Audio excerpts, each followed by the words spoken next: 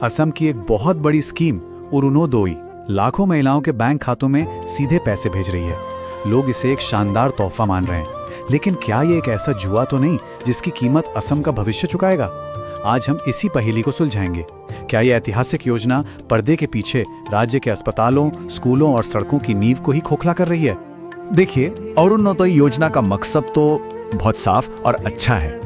असम की लाखों महिलाओं को हर महीने सीधे कैश देकर उन्हें आर्थिक रूप से मजबूत बनाना।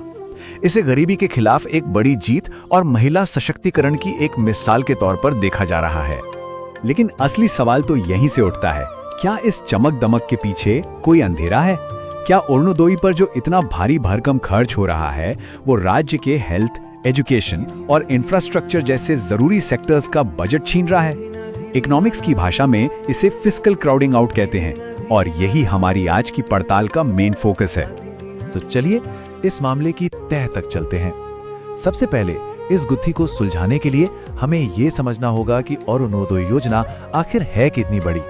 ये कोई छोटी मोटी स्कीम नहीं है, ये असम के बजट का एक बहुत बड़ा हिस्सा बन चुकी है। तो ये फिस्कल क्राउडिंग आउट आखिर ये है क्या चीज? चलिए इसे बिल्कुल आसान शब्दों में समझते हैं। मान लीजिए आपके पास एक फिक्स्ड बजट है। अगर आप उसका एक बहुत बड़ा हिस्सा किसी एक ही चीज पर खर्च कर देते हैं तो जाहिर सी बात है बाकी जरूरी चीजों के लिए पैसे कम पड़ जाएंगे। बस यही सिद्धांत सरकारी खजाने पर भी लागू होता है, और हम यही पता लगा रहे हैं कि क्या असम के साथ भी कुछ ऐसा हो रहा है। अब जरा इन आंकड़ों पर नजर डालिए। ये इस योजना की स्पीड को दिखाते हैं। 2020 में ये सिर्फ 830 रुपए से शुरू हुई थी। 2024 तक ये रकम 1250 रुपए हो गई, और फायदा लेने वाले परिवारों की संख्या भी लगभग डबल हो गई। और अंदाजा ये है कि 2025 तक इस एक अकेली योजना पर 5000 करोड़ रुपए खर्च होंगे। ये एक जबरदस्त उछाल है। और ये आंकड़ा, ये तो कहानी को और भी ज्यादा दिलचस्प बना देता है।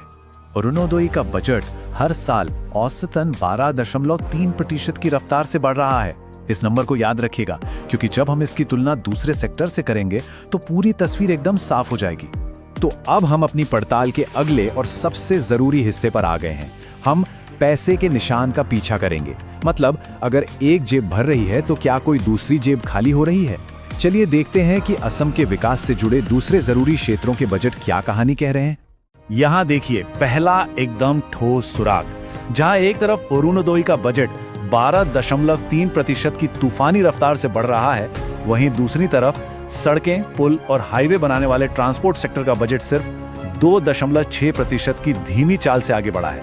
ये फर्क बहुत बड़ा है, और ये साफ इशारा करता है कि पैसों का रुख कहीं और मोड़ दिया गया है। और बात सिर्फ ग्रोथ रेट की नहीं है। जरा हाल के बजट के आंकड़े तो देखिए। ट्रांसपोर्ट के बजट में 24% की भारी कटौती, हेल्थ के बजट में 7% की कटौती, और दूसरी तरफ वो सोशल वेलफेयर डिपार्टमेंट जिसके तहत अरुणोदय आती है, उसका बजट 4% बढ़ गया है। ये आंकड़े क्राउडिंग आउट की तरफ साफ साफ इशारा कर रहे हैं। लेकिन जैसा कहते हैं, हर कहानी के दो पहलू होते हैं। तो अब वक्त है सरकार का पक्ष सुनने का।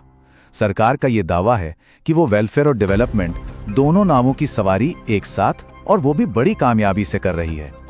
चलिए उनके दावों को भी जरा परखते हैं। सरकार का दावा भी आप देखिए बहुत मजबूत है। उनका कहना है कि जहां एक तरफ वेलफेयर पर खर्च बढ़ा है, वहीं दूसरी तरफ प्रोडक्टिव खर्च, मतलब वो पैसा जिससे सड़कें, स्कूल, अस्पताल जैसी चीजें बनती हैं, उसमें 795% की जबरदस्त बढ़ोतरी हुई है। एक ऐसा दावा है जो हमारी क्राउडिंग आउट की थ्योरी को सीधे सीधे चुनौती देता है।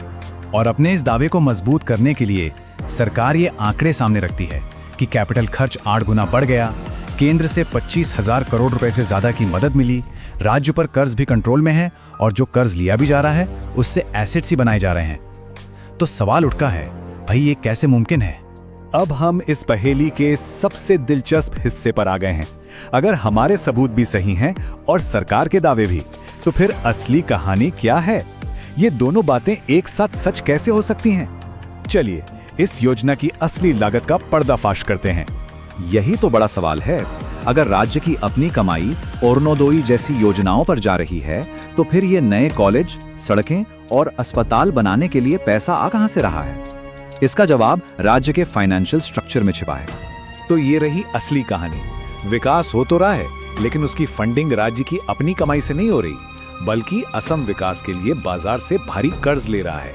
केंद्र सरकार से स्पेशल लोन ले रहा है और यहाँ तक के ऑफ बजट उधारी का भी इस्तेमाल कर रहा है। ये ऐसे कर्ज होते हैं जो सीधे बजट में नहीं दिखते, जिससे हिसाब किताब थोड़ा कम पारदर्शी हो जाता है। और यहीं पर एक और बड़ा खुलासा होता है जो भारत के कंट्रोलर एंड ऑडिटर जनरल यानी CAG की रिपोर्ट से आया है। CAG ने अपनी रिपोर्ट में पाया कि राज्य जो कर्ज ले रहा है उसका एक बड़ा हिस्सा संपत्ति बनाने पर नहीं बल्कि रोजमर्रा के खर्चों जैसे कि वेलफेयर स्कीम्स और सैलरी पर खर्च हो रहा है। ये बात सीधे तौर पर सरकारी दावे को कमजोर करती है। और ये सारी बातें हमें इस विश्लेषण के सबसे जरूरी सवाल पर ले आती हैं, अवसर लागत। आसान भाषा में कहें तो अरुणोदय पर खर्च हो रहे हर एक रुपये के बदले में असम क्या खो रहा है, कौन से मौके हाथ से फिसल रहे हैं। चलिए इसे जरा आंकड़ों से समझते हैं। सोच कर देखिए, वो 5,000 करोड़ रुपए जो हर साल अरुणोदय पर खर्च हो रहे हैं, उस पैसे से असम हर साल लगभग 24 नए अत्याधुनिक अस्पताल बना सकता है, या फिर 210 नए मॉडल स्कूल, या 200 किलोमीटर से भी ज्यादा लंबा 4 लेन का हाईवे। यही है अवसर लागत। यही वो ठोस विकास है जिसे शायद नकद बांटने की नीति के बदले में पीछे छोड़ा जा रहा है। तो आखिर में हम किस नतीजे पर पहुंचे? असल में असम इस वक्त एक बहुत ही नाजुक वित्तीय संतुलन पर चल रहा है। ये किसी रस्सी पर चलने जैसा कर्तव्य है जहां जरा सी भी चूक भारी पड़ सकती है। तो क्राउडिंग आउट पर हमारा फैसला क्या है? सबूत एकदम साफ हैं। पहला, हेल्थ और ट्रांसपोर्ट जैसे जरूरी सेक्टर्स के बजट असल में घट रहे हैं।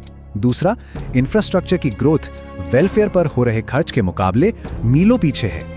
और तीसरा, जो सबसे बड़ी चिंता की बात है, राज्य का भविष्य का विकास अब अपनी कमाई पर नहीं बल्कि कर्ज और केंद्र की मदद पर निर्भर होता जा रहा है। आसान शब्दों में कहें तो असम एक ही समय में 2 काम कर रहा है। वो अपनी कमाई का बड़ा हिस्सा वेलफेयर स्कीम्स पर खर्च कर रहा है और डेवलपमेंट के लिए पूरी तरह से कर्ज पर निर्भर है। ये मॉडल तभी तक चल सकता है जब तक राज्य की इकोनॉमी बहुत तेजी से बढ़ती रहे और केंद्र से मदद का सिलसिला भी जारी रहे। और यही वो सवाल है जो हमें सोचने पर मजबूर करता है।